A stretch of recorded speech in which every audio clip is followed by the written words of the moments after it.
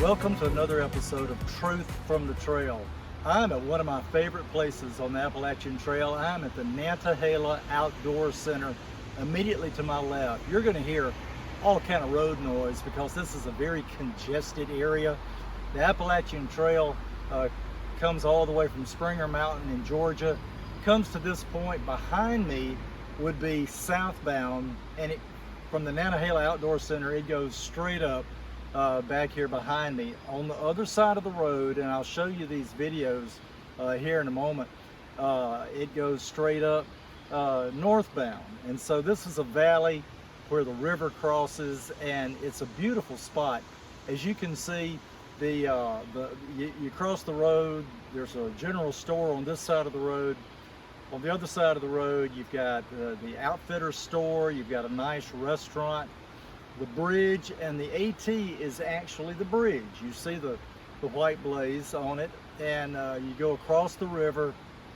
There's a swimming area, and the river is famous for the gates where they do actual canoeing for the Olympics. They do trials and training and kayaking practice here, and it's just a beautiful, beautiful area, very popular area. But if you're looking for a neat place to hang out for a day, the restaurant's really good, and there are other places, little snack shops that you can enjoy. Little kids, like I said, can go swimming, and you'll just have a lot of fun at the Nantahala Outdoor Center. If you're a hiker, you can come here, and whether you go south or north, pretty challenging uphill both directions. While I'm here, I want to share with you a story from the Bible. We've been talking about Jesus and the life that he's living and the miracles that he's been doing, raising people from the dead, and he's earned quite a reputation. People were trying to figure out who he was. Some said he was Elijah coming back from the dead. Herod said he was John the Baptist come back from the dead, and Herod understood that better than most because he was the one who had put John the Baptist in prison at the request of his wife Herodias. Herodias hated John because, you see, John would tell Herod boldly that it was, boy, how'd you like that road noise, huh? John told Herod that it was illegal and wrong for him to be married to Herodias because Herodias had been Herod's brother Philip's wife. And Herodias hated him for that. Herod put John in prison, but he feared him. Herodias wanted to kill him and couldn't do it because Herod feared the people loved John. So Herod was afraid to do anything to him, put him in prison, and Herod would go listen to him talk. And even though John would tell Herod he was living illegally and unlawfully being married to Herodias, Herod enjoyed listening to him talk. Well, the day came that they threw a big birthday banquet for Herod. They had leading members of the community, they had Roman soldiers, they had rulers, and all these people were there at the palace for Herod's birthday banquet. They came to a point where they brought in a young lady who was actually Herodias's daughter. She came in and did a dance for them after they had eaten and had quite a bit to drink.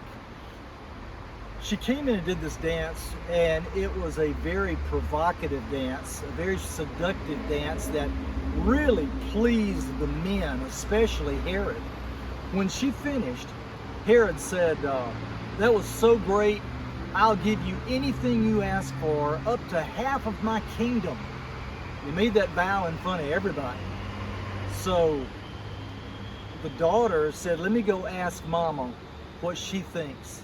She went out, she went to Herodias and asked Herodias. Herodias said, "Have them cut John's head off."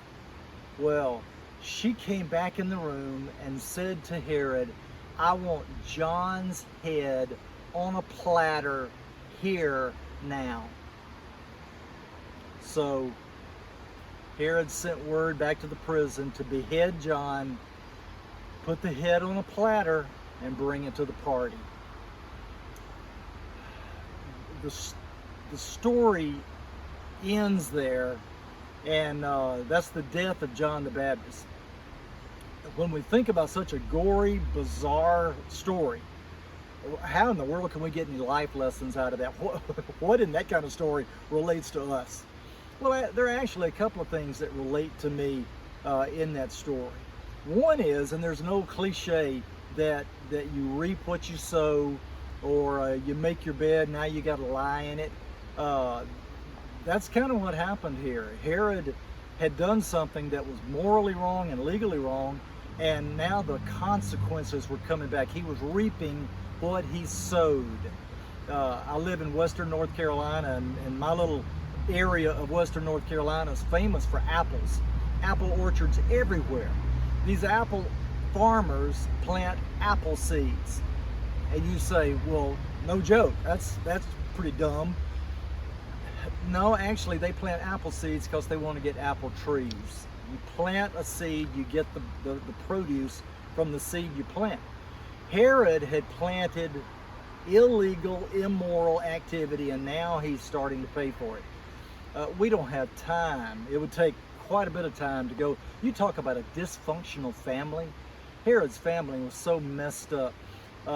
Herod had married his brother's wife, who was also his niece. So she was his niece and his sister-in-law, and he stole her from his brother. So that was the whole big deal that John was saying, look, what you've done is illegal and immoral. It was immoral and illegal on two levels. One, they had a law that you couldn't marry anybody of direct blood relation, and she was his niece. And then you couldn't marry your living brother's wife. So he had messed up on two levels, and John called him on it, and now he's paying for it. You reap what you sow. You do things and they come back. So there's one life lesson, is you reap what you sow. Another is this idea of the seductive dance. The girl's name, we know from, there's a Jewish historian named Josephus that tells us that the girl's name was Salome. She was Herodias's daughter from her marriage to Philip, Herod's brother. So she was Herod's stepdaughter, step-niece, niece-in-law. Follow that family tree. The rules there just absolutely, you don't do that. But then the seduction of her dance, the word there in the Bible is the word for arouse. It aroused the men. So this dance must have been quite a dance. It was after they had eaten and drank a lot. So the life lesson there is, number one, be careful what you watch. What it does to your emotions and your senses. But the main thing I'm seeing there is, I'm not going to put anything in my body that's going to reduce my ability to make good decisions. Now, you know, some medicines you take and it says on the bottle, do not operate heavy machinery, don't drive, don't make legal decisions, because certain things you put in your body, you can't make good decisions. This is not an anti-drinking or anything like that, but the common sense is, other than prescribed medicine for illness, I'm not putting anything in my body that's going to make it difficult for me to make good decisions. That's just a pretty clear life lesson to me. And the last life lesson is, and this was a life lesson in the very first episode of Truth from the Trail, and that is, sin will always take you farther than you want to go. Evil will always take you farther than you think you're going. When Herod made the promise, I'll give you anything up to half my kingdom, he made that oath in front of his friends and colleagues and other people, so he had backed himself in a corner. He had to do it. Salome went out of the room, went to her mama, Herodias, and said, what do I ask for? And she said, ask for John's execution, his beheading. At that point, she didn't say anything about putting it on a platter and bringing it to the party. Talk about Debbie Downer busting up a party, bringing in a head on a platter. Salome added that herself. When we put the different gospels together and get the whole story, Salome didn't just ask for his execution. She said, execute him, behead him, and put the head on a platter and bring it here tonight. Ugh. It just escalated. It was the domino effect of it getting bigger and bigger and bigger and going farther and farther. And that's what sin does. It always takes us farther than we want to go. Well, speaking of going farther, I'm about to go across the street and enjoy some of the sights here at the Nantahala Outdoor Center. I would encourage you to visit any chance you get. Here it's just south of Bryson City, officially Wesser, North Carolina. Great place to visit. I'll see you next time on Truth from the Trail.